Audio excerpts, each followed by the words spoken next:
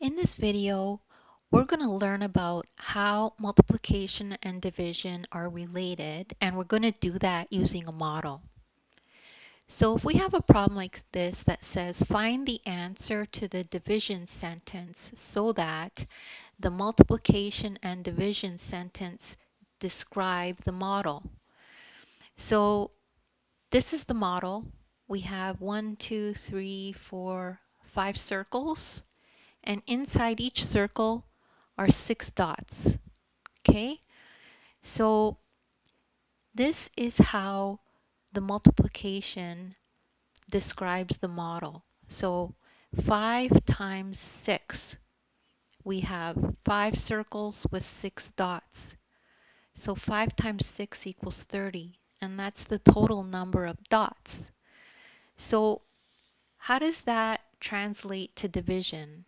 Well, first, let's look at this. 5 is the number of groups, 6 is the number of dots in each group, and 30 is the total number of dots. So how do we describe that with division? So we know 30 is the total number of dots, right?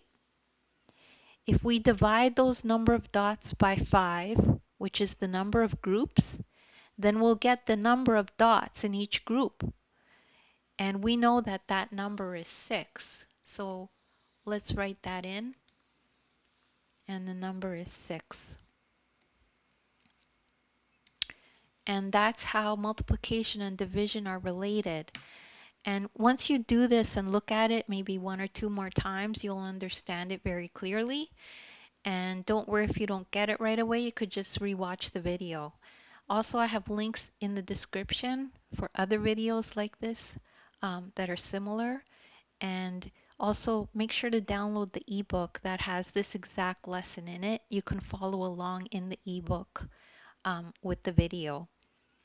And make sure to like and subscribe if you like this video. Thanks.